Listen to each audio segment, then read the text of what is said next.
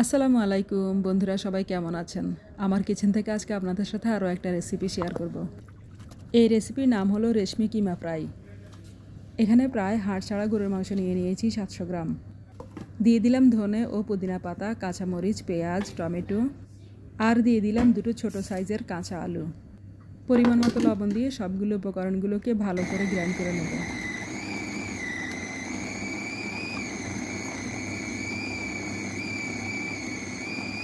যেহেতু আমি কিমা ফ্রাই তৈরি করব, সেজন্য কিমাগুলোকে খুব মিহি হওয়ার প্রয়োজন নেই। এখান থেকে আমি অর্ধেকটা পরিমাণ কিমা ফ্রাই করার জন্য নিয়ে নিয়েছি, আর বাকিটা কৌটোয় পুরো সংরক্ষণ করে রাখবো অন্য কিছু তৈরি করার জন্য। গরম তেলে কিছু গোটা গরম মশলা দিয়ে নিলাম। তেলে এই মশলাগুলোকে টেলে নিলে খুব সুন্দর গন্ধ বের হবে। আদা ও রসুন বাটা দিয়ে নিলাম, আর দিয়ে নিলাম হলুদ, মরিচ এবং মশলার গুঁড়ো। সমস্ত উপকরণগুলোকে তেলে কিছুক্ষণ কষিয়ে নিলাম। তেলে কষানো হয়ে গেলে 1 কাপ মতো পানি দিয়ে নেব। সে পানিটুকুতে মশলা ভালো করে কষিয়ে নেব। মশলা ভালোভাবে কষানো হয়ে গেলে উপরে তেল উঠে আসবে। এ পর্যায়ে কিমা অ্যাড করে দেব এবং এই মশলার সাথে কিমাকে 3-4 মিনিট ভালো করে কষিয়ে নেব। এ সময় চুলার আঁচ আমি একেবারে লো থেকে মিডিয়ামের মধ্যে রেখেছি।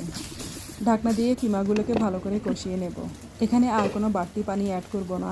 দিয়ে দিলাম 1 কাপের মতো টক দই। এই টক দই আর কিমা থেকে যে পরিমাণ পানি বের হবে, সে পানি দিয়ে কিমাটি সিদ্ধ হয়ে যাবে।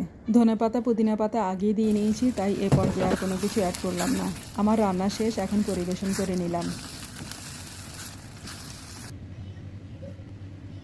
কেমন হলো আমার রেশমি কিমা রেসিপিটি? ভালো লাগলে অবশ্যই একটা লাইক, কমেন্টস করে দেবেন। সবাইকে অসংখ্য ধন্যবাদ। ভালো থাকবেন, সুস্থ থাকবেন। খোদা হাফেজ।